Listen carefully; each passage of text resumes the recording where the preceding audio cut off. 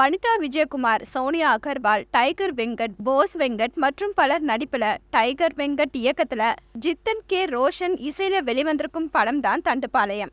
படம் எப்படி இருக்கு வாங்க பார்க்கலாம்.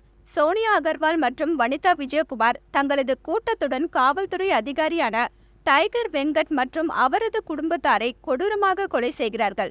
எதற்காக அவர்கள் இந்த கொலைகளை செய்தார்கள், அவர்களின் பின்னணி என்ன என்பதுதான் படத்தின் கதை. சுமார் 15 ஆண்டுகளுக்கு முன்பு கர்நாடகம் மற்றும் ஆந்திர மாநிலங்களில் கொலை, கொள்ளை, கற்பழிப்பு குற்றங்களில் ஈடுபட்டு வந்த தண்டுப்பாளையம் கூட்டத்தினர் தற்போதும் தங்களது கைவரிசையை பல இடங்களில் காட்டி வருவதும் அவர்களிடம் இருந்து பாதுகாத்துக் கொள்வதற்காக மக்களை எச்சரிக்கும் வகையில் திரைக்கதை மற்றும் காட்சிகள் வடிவமைக்கப்பட்டுள்ளது. தண்டுப்பாளையம் கூட்டத்தின் குற்ற செயல்களை மையப்படுத்திய படங்கள் கன்னடம் மற்றும் தெலுங்கில் ஏற்கனவே வெளியாகி இருந்தாலும் முதல் நேரடி தமிழ் படமான இதில் பழைய படங்களின் காட்சிகள் சில சேர்க்கப்பட்டிருந்தாலும் அவற்றுடன் தற்போதைய காட்சிகளை இயக்குனர் மிக நேர்த்தியாக இணைத்திருக்கிறார். வனிதா விஜயகுமார் மற்றும் சோனியா அகர்வால் இருவரும் சவாலான கதாபாத்திரத்தில் நேர்த்தியாக நடித்திருக்கிறார்கள்.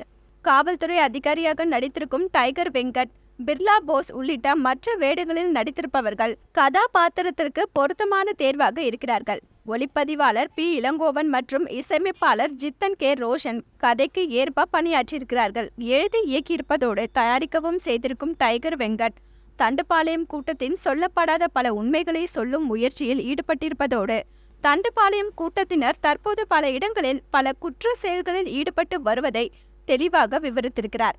மொத்தத்துல இந்த தண்டுப்பாளையம் மரண மாஸ் ரசிகர்களுக்கான படமாக மட்டுமின்றி அஜாக்கிரதையாக இருக்கும் மக்களை எச்சரிக்கவும் செய்திருக்கிறது.